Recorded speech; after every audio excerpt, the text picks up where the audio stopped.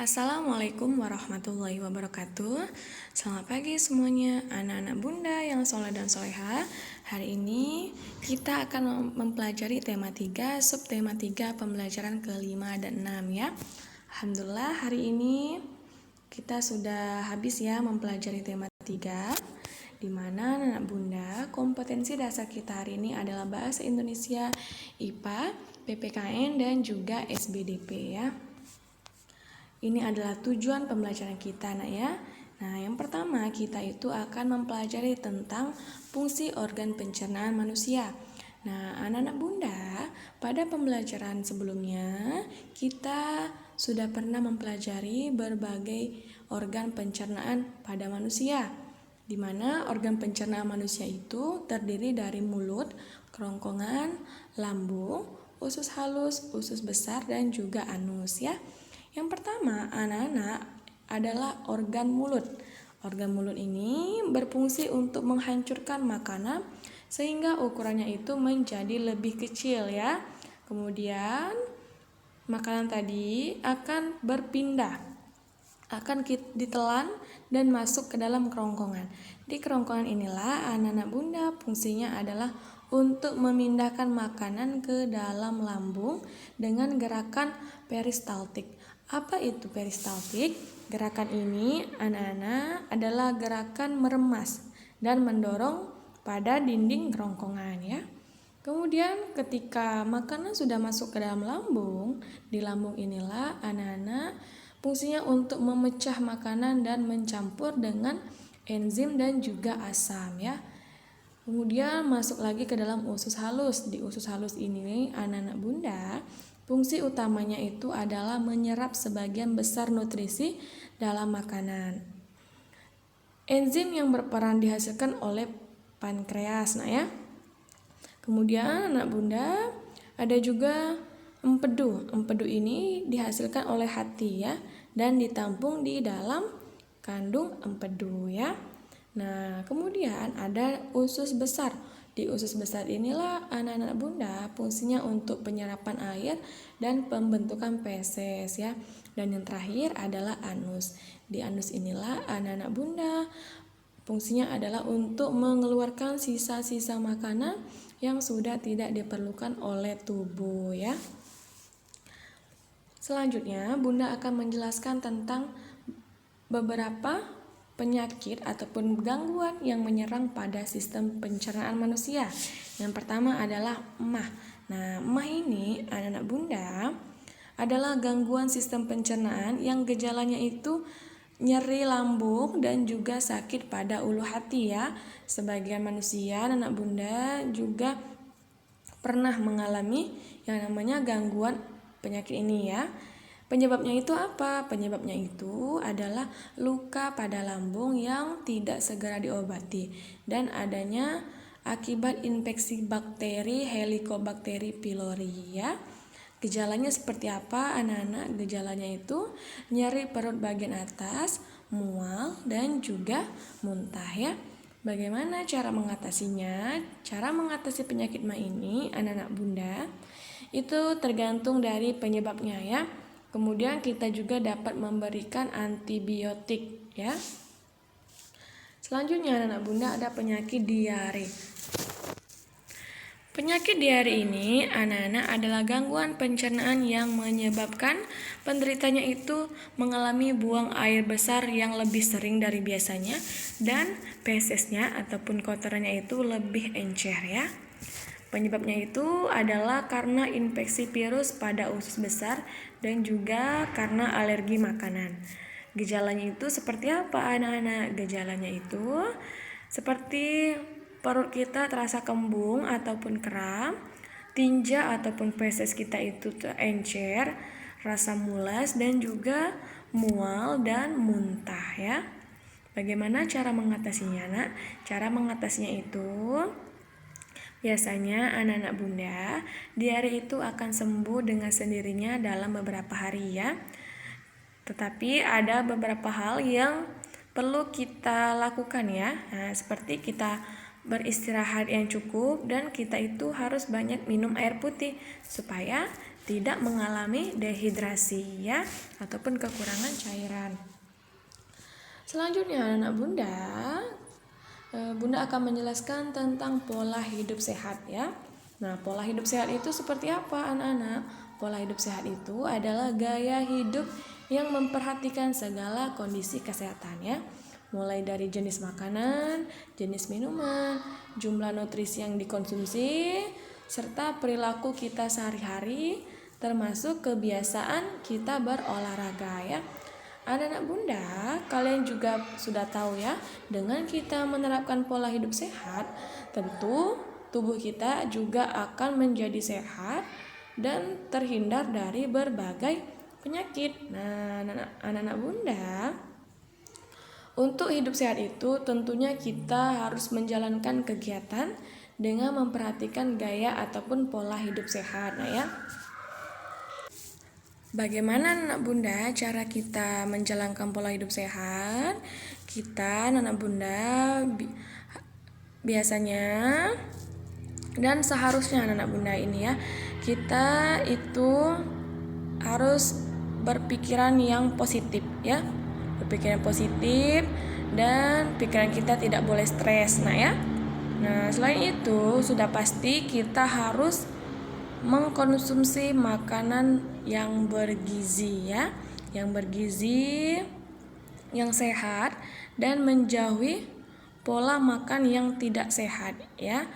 Kemudian kita juga bisa berolahraga anak-anak secara teratur, dan sudah pasti kita harus beristirahat dengan cukup ya, dan minum air putih.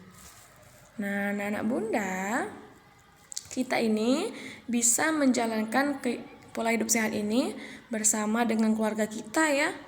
Nah, supaya semua anggota keluarga kita ataupun orang di sekitar kita juga bisa mendapatkan tubuh yang sehat dan bisa terhindar dari berbagai penyakit ya. Nah, anak-anak Bunda, materi selanjutnya itu adalah tentang kalimat aktif dan juga kalimat pasif ya. Yang pertama adalah kalimat aktif. Nah ya. Nah, kalimat aktif ini anak-anak Bunda itu adalah subjeknya ini orangnya nah ya. Orang ini bisa nama orang, bisa aku, kamu, dia, mereka. Nah, itu juga merupakan bagian dari subjek ya. Nah, anak Bunda, pada kalimat aktif, subjeknya itu melakukan pekerjaan. Melakukan pekerjaan ataupun melakukan sesuatu perbuatan. Melakukan pekerjaan ataupun melakukan suatu perbuatan. Cirinya adalah anak Bunda, ciri kalimat aktif ini menggunakan kata kerja berawalan dengan me. Ya, paham nak ya? Cirinya adalah menggunakan kata kerja berawalan me, ya. Nah, contohnya seperti apa? Contohnya seperti ini. Kita harus menjaga kesehatan. Nah, di sini kita itu sebagai subjek ya. Kita ini harus menjaga kesehatan. Berarti si subjek ini melakukan pekerjaan ataupun melakukan suatu perbuatan. Perbuatannya apa di sini nak? Perbuatannya atau pekerjaannya adalah menjaga kesehatan. Menjaga inilah anak-anak Bunda adalah kata kerja ya. Kata kerja yang mendapatkan awalan me ya. Kemudian Raya memakan makanan sehat dan bergizi. Raya di sini adalah sebagai subjek, memakan di sini adalah sebagai perbuatannya ataupun pekerjaannya ya. Nah, anak Bunda, jadi kata meen dan juga kata memakan tadi, me, itu adalah kata kerja ya. Kata kerja yang awalnya itu adalah me ya. Me plus n ataupun me ya. Nah, jadi anak Bunda, kalimat aktif ini subjek yang melakukan pekerjaan. Ya. Cirinya adalah menggunakan kata kerja berawalan me. Sebaliknya ada kalimat pasif. Kalimat pasif ini anak-anak adalah kalimat yang subjeknya itu dalam kalimatnya itu dikenai pekerjaan. dikenai pekerjaan ataupun dikenai perbuatan ya. Cirinya adalah menggunakan kata kerja berawalan di ya. Nah, contohnya seperti ini. Hidup sehat selalu dijalani oleh Raya setiap hari. Di sini subjeknya itu adalah Raya. Nah, Raya di sini dikenai sebuah perbuatan, yaitu dijalani. Nah, dijalani inilah anak-anak Bunda adalah kata kerja yang berawalan di, ya. Jadi Raya di sini dikenai pekerjaan ataupun dikenai perbuatannya. Ya. Cirinya itu menggunakan kata kerja berawalan di, ya. Nah, kemudian contoh yang kedua adalah munculnya penyakit dapat dipicu oleh stres. Nah, dipicu di sini anak-anak Bunda, nah, adalah kata kerja yang mendapatkan awalan di, ya. Jadi dijalani, dipicu itu adalah kata kerja yang mendapat awalan dia. Nah, jadi bedanya kalau kalimat aktif itu subjeknya anak Bunda yang melakukan pekerjaan. Kalau kalimat pasif itu subjeknya yang dikenai pekerjaan atau dikenai perbuatan ya. Nah, anak Bunda, pada pembelajaran kemarin tugas kalian adalah untuk membuat iklan layanan masyarakat, yaitu tentang bagaimana cara mencuci tangan dengan benar ya, dan harus mengiklankan produk sabun untuk mencuci tangan. Nah, yang pertama anak Bunda harus kalian perhatikan, itu kalian harus melakukan kontak mata dengan penonton ya. Nah, kemudian tidak menutupi pandangan mata penonton, kemudian menggunakan suara yang lantang, yang intonasinya itu jelas, serta ekspresi kalian itu harus tepat dan juga sesuai. Kalian juga harus menggunakan bahasa tubuh yang baik dan penuh percaya diri ya. Nah, anak Bunda, pada pembelajaran sebelumnya kita sudah mempelajari tentang salah satu karya seni yaitu batik ya. Nah, anak Bunda, membatik ini adalah seni rupa nak ya, juga merupakan seni rupa. Seni rupa itu apa? Seni rupa itu adalah hasil karya manusia, baik itu yang berbentuk 2 dimensi ataupun yang berbentuk 3 dimensi, yang mengandung ataupun memiliki nilai keindahan yang diwujudkan dalam bentuk rupa. Nah ya. Nah, anak Bunda, benda-benda seni rupa itu banyak dihasilkan di berbagai daerah ya, seperti kerajinan batik ya. Selain kerajinan batik ada juga kerajinan anyaman ya, kerajinan topeng, kerajinan tenun, kerajinan ukir, dan masih banyak yang lainnya ya. Nah, sekarang kita akan belajar bagaimana bahan dan alat dalam membatik ya. Yang pertama harus menyiapkan yang namanya malam. Malam ini anak Bunda ada lilin ya, lilin yang kita gunakan dalam membatik. Kemudian ada canting. Canting inilah yang fungsinya adalah tempat dari lilin tersebut. Nah ya. Kemudian ada kain, ada wajan dan kompor untuk memanaskan lilinnya, dan ada gawangan. Gawangan ini tempat untuk meletakkan batik yang akan digantung ya. Nah, anak Bunda, teknik dalam membuat batik itu ada 3 ya. Yang pertama ada teknik tulis. Teknik tulis inilah anak Bunda menggunakan canting sebagai alat pembuat motifnya. Nah, yang kita bahas tak sebelumnya, yang ini anak Bunda, ini adalah teknik canting ya. Teknik tulis ya, menggunakan canting. Yang kedua ada teknik cetak atau menyablon. Yang ketiga ada teknik cap. Teknik cap ini anak-anak Bunda menggunakan stempel yang di atasnya itu sudah berbentuk motif batik ya. Jadi kita tinggal cap saja kainnya ya, dan di sana sudah stempelnya itu sudah berbentuk motif batik ya. Nah, anak Bunda, di sini ada beberapa gambar motif-motif batik ya. Yang pertama ada bentuk garis dasar ya. Nah, bentuk garis dasar ini anak Bunda membuat garis-garis lurus, garis patah-patah, garis melengkung, dan juga garis bersilang. Ada juga bentuk garis-garis ganda ya.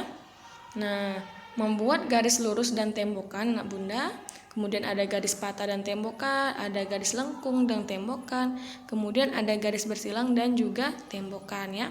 Kalian bisa melihat di sini bentuknya berbeda-beda nak ya motifnya. Kemudian ada bentuk-bentuk titik ya atau cecek ya. Yang pertama ada membuat titik-titik, kemudian ada titik-titiknya itu ada isinya, kemudian titiknya itu kembang, kemudian ada juga titiknya itu kembang dan juga berisi. Nah, kemudian ada juga bentuk variasi bentuk-bentuk yang lain seperti bentuk melingkar yang terbuka, kemudian lingkar terbuka dan juga island ya. Dan selanjutnya ada merengga atau mengubah bentuk tumbuhan ya. Nah, membuat bentuk daun, nah bunda ya, ada juga bentuk daun jari, bentuk bunga ya, masih banyak yang bisa kita bentuk dalam membuat motif batik. Nah, anak bunda, keragaman corak batik itu merupakan kekayaan yang tidak akan ternilai ya untuk bangsa kita ya. Karena corak batik yang beragam, motifnya itu beragam, warnanya itu juga beragam, tidak hanya menampilkan keindahan dan keunikan saja nak ya, tetapi juga menjadi syarat dengan makna-makna hidup yang luar biasa ya. Batik itu anak-anak bunda tidak hanya berasal dari satu daerah, misalnya dari Jawa ya, tapi batik itu juga berasal dari daerah lain dan memiliki ciri khasnya tersendiri seperti batik Bali, batik Kalimantan, batik Minangkabau, batik Toraja, batik Flores, batik Halmahera dan juga batik Papua. Jadi anak-anak bunda, banyak sekali ya beragam corak batik yang ada di Indonesia ya. Kita sudah sangat sepatutnya ya untuk melestarikan kebudayaan yang ada di negara kita ya. Baiklah anak bunda, bunda akhiri penjelasan materi kita hari ini. Jangan lupa untuk selalu menjaga protokol kesehatan ya. Terima kasih atas perhatiannya. Wabillahi taufiq wal hidayah. Wassalamualaikum warahmatullahi wabarakatuh.